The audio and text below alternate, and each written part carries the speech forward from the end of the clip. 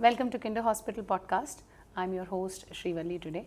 We would be talking about one of the most important topics that we feel is HPV vaccination, the myth, the facts and everything around it. One of our Member of Parliament, Dr. Sudha Murthy, in one of the chairs did speak about how important is HPV vaccination. But before that, I think we also have to talk about the awareness to every couple, every parent and every individual as to what is HPV vaccination. Joining me in this podcast is a couple, a duo who's doctor couple who spend their days in the morning saving lives and spend their days in the evening spending time with family and a 14-year-old doting daughter.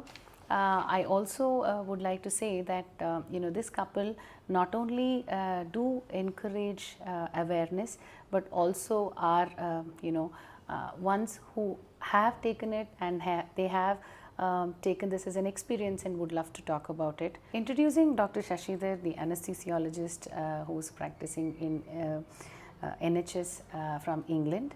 And he has gracefully agreed to come and be a part of the podcast along with his wife Dr. Geetha Komar, who is obstetrician, senior consultant obstetrician and gynecologist practicing at Kinder Women's Hospital, Bangalore. We welcome you both for this podcast, and I think we should be bringing about light on the thought process that is related to vaccinations, myth, reality and all the other things that are associated with HPV vaccination. It's a pleasure to have you both, and this is one of our very first podcasts that we are going to be hosting today, and we wanted to start with our own Dr. Geetha and yourself. Thank you for inviting both of us for such an important topic. As a doctor couple, but as also being a parents of a teenage girl whom we vaccinated with HPV some time back. So we thought it's a very important topic which is taken quite a lot of information is being spread now in recent days, and it's one of the vaccine which can prevent quite serious health illness which can occur to anyone, man, woman, in future, and it's preventable. It's a very important topic that we're going to cover today. Yeah. So, I have been seeing quite a lot of my colleagues and my peers who know about HPV because we are in the same industry. We work at the hospital and in the industry, but very far and few between people are aware of vaccines. So today we will touch upon a few questions which is more that has come from our own patients and their families asking about vaccination, how safe is it, how do we go about. I do feel that after the COVID that has happened, there are vulnerabilities when it comes to vaccinations, but then I believe that HPV vaccination is not such. There have been definitive studies and research and all the papers that have been released which talks about prevention is always better than you getting into an ailment and then suffering from that. So I think we will start about that and then we will take it further. As you mentioned, human papillomavirus, HPV, which potentially is the association of HPV, human papillomavirus, with certain cancer is a well-known fact from a long history. But the only thing now it is taking more information, more knowledge because the vaccine is being available. It's not a very new vaccine. It's been there. It's been extensively researched and trialed, and it's been used across in the Western countries as well as in India. As you told in the beginning introduction, even the politicians, member of parliaments are realizing and raising it in appropriate form. And best part is it is quite safe, and it can be easily, we can just like any other vaccine we have, like BCG vaccine, DPT, many vaccines we have, which have eliminated most of the serious deadly diseases which mankind used to suffer in the past. So this is one good step towards eliminating or at least significantly reducing chances of such a deadly disease like cancer. in certain part of the Right. body. Yeah. True. First of all, thanks to Shrivalli and to the Kinder Hospital that we are talking on this very important topic today, that is the HPV vaccine.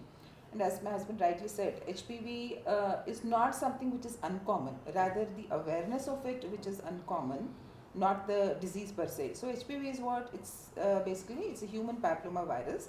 So these are a group of about 200 viruses, related viruses which spread by skin to skin contact.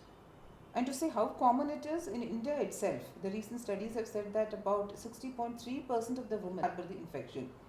So this becomes a very important topic for all of us to know what is HPV, how it spreads, what's the vaccine, what's the importance of the vaccine in preventing the diseases later on. Yes, you have addressed the very first question that I wanted to ask, how common is this? Moving on to that, I would like to know what exactly the HPV causes. Before we move on to the vaccination prevention, it's very important for us to know what exactly does the HPV cause in the human beings. So the human papillomavirus, as I said, large number of viruses together, they can cause a lot of illness in the human beings. It could be from something as simple as a wart. A wart is a cabbage-like growth that you see over the skin anywhere in the body, or it could be in the genital area. Now which is easily treatable. It can also lead on to precancerous lesions, which can then turn on to the cancers. So if you look at the woman, in fact HPV virus causes, or the cervical cancer which the HPV causes, is almost the second most common cancer in the women in India. Doctor, as you said, other than cervical cancer, many other cancers are caused because of that. What are the other cancers? Yeah, if you look at women, it causes the other genital cancers like that of the vulva and the vagina. In both the genders, that is in both men and women, it can also lead to cancers of the throat, the back portion of the throat, that's called the oropharyngeal cancer. In the men, it can also cause the cancers of penis and anal cancer, again in both the genders. Okay. Thank you, doctor. Moving on, I would like to know from you, Dr. Shashi, how do I know if my partner has HPV?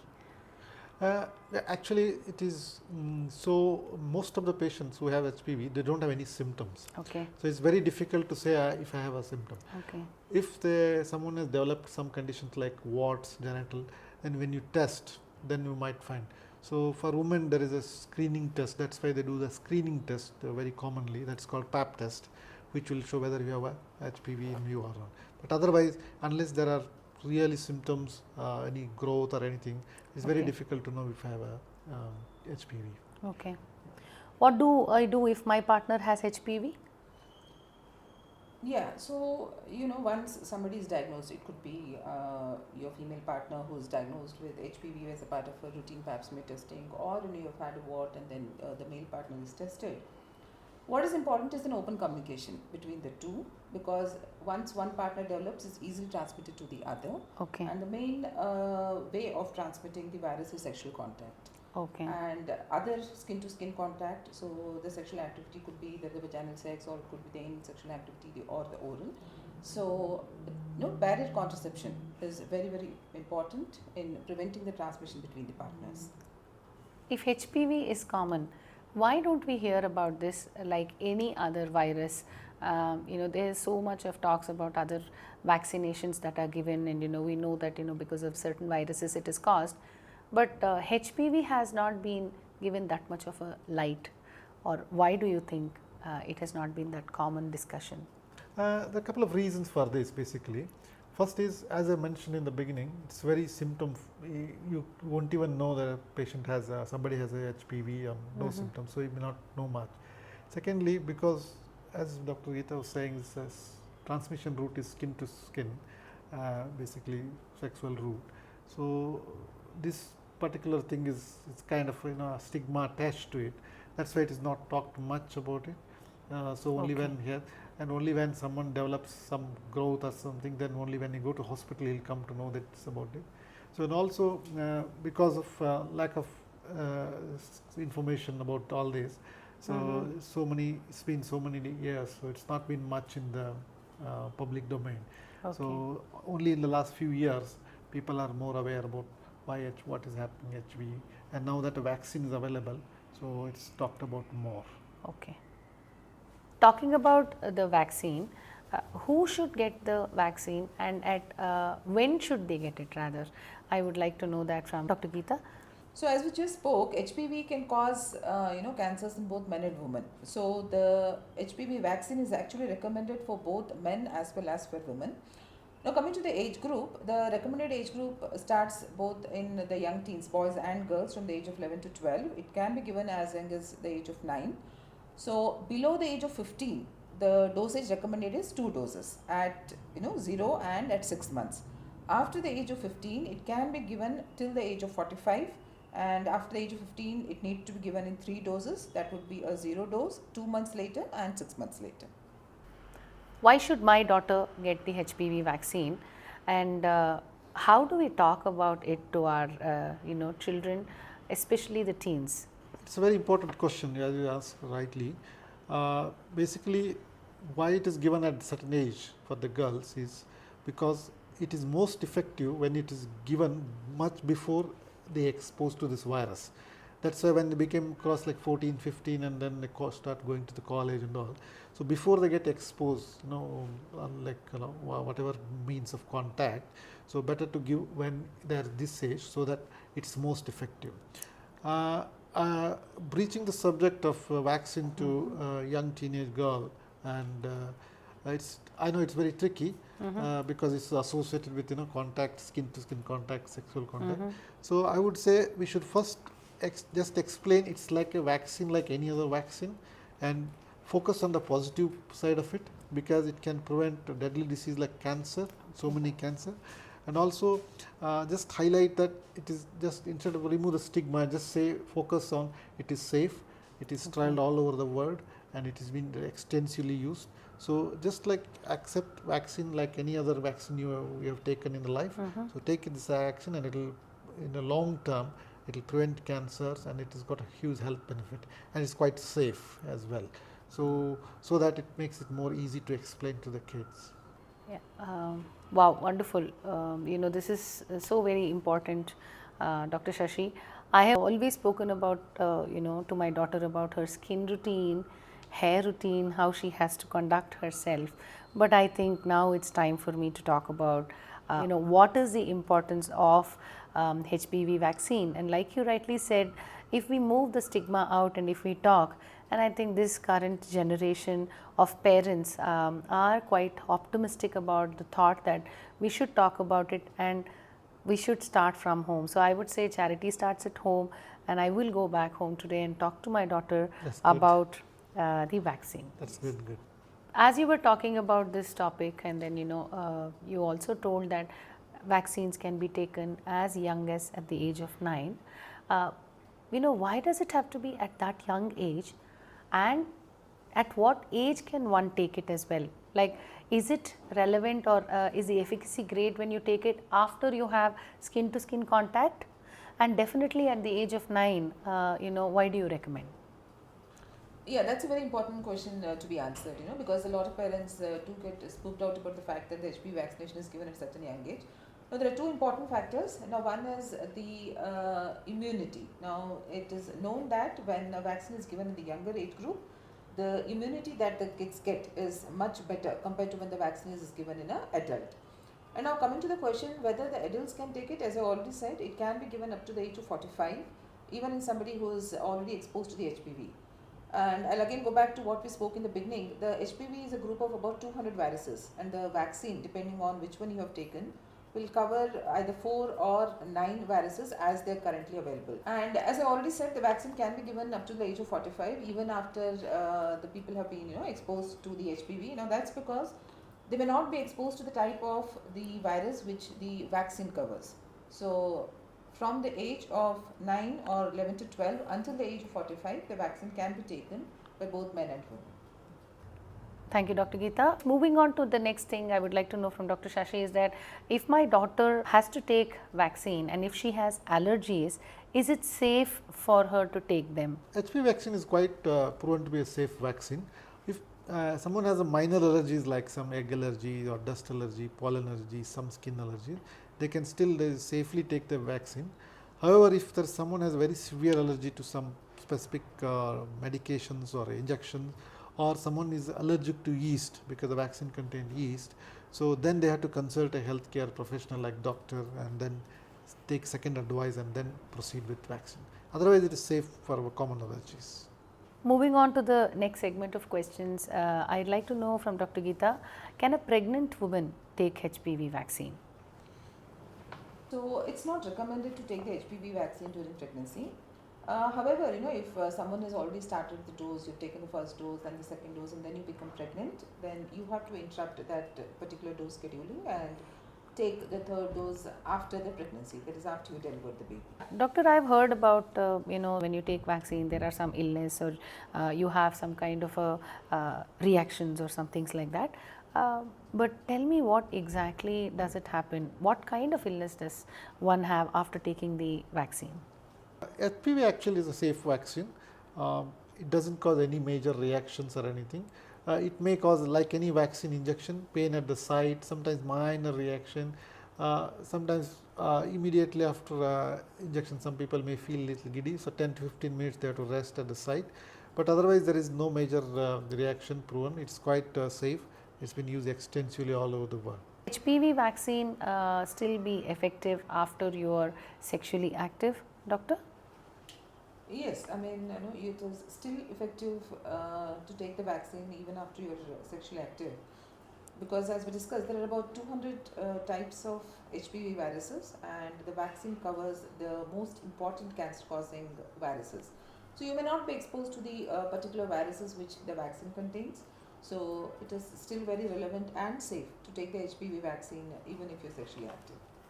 Moving on, do women after having the HPV vaccination also need to go through the pap smear test, and how frequently do women have to go through pap smear test? The vaccine, depending on whichever one you have taken, will cover you for either 4 or 9 viruses. Of course, these 4 or 9 viruses are the most important ones which actually cause the cancer, or rather the most common viruses that cause the cancer. But there are still a number of other vaccines. So even though the vaccine is highly effective, it still does not cover a number of other viruses. So pap smear is a very simple test, done very quickly in the outpatient department with hardly any discomfort to the patient. So we do the pap smear so that we can find out any precancerous lesions in very early stages and treat them so that they do not proceed on to become the cancers. Now coming to the question of how often it is to be done, in their younger age group until the age of 50, we recommend a pap smear every 3 years, and from the age of 50 till the age of 65, we recommend them to do a pap smear once in 5 years. Okay, so here we are talking about older age group of women. We are not talking about younger or teenage girls. We don't do pap smear for younger girls, right? No, we usually do not do pap smears until they are sexually active in India. Okay, okay. Are there any lifestyle factors which increase in HPV, and if there are, what are they, doctor? Yeah, there are certainly lifestyle and behavioral patterns which increase the risk for HPV. The important one is having multiple sexual partners. That certainly increases the risk of exposure to HPV. Other habits like smoking or drinking, not exercising, anything that reduces your immunity, or in fact having any other type of STDs will increase the chance of having an HPV infection and in fact increasing its complications. As we are actually reaching out to the fag end, doctor, I definitely wanted to know, you first started saying that you have got vaccine for your daughter. How did you convince her, and how was it? Yeah, I mean, as I said, she also had the same question, why should I take more injections? She already had a vaccine. So as I said in the beginning of discussion, we just highlighted the positive aspects, that it prevents cancer. Cancer is a deadly disease, and it's easy, it is safe, it is just one injection, and it's small, and it's got no much complication at all. Yeah. So we just highlighted on the positive side of it, and we did not remove the stigma of why, how and all that, because it's probably too much for them to take. Correct. So we just highlight that it's another vaccine, it prevents cancer, and that highlighted. So she agreed even, and then we had got That's it done. great. Yeah. Just like a routine, vaccinations that you get from your pediatrician, I think this is something that we add to the list of vaccinations that one child has to go through, that is HPV vaccination. moving on, since you're in England and then this thought did come to me, I wanted to know, is HPV vaccine just a regular normal routine overseas?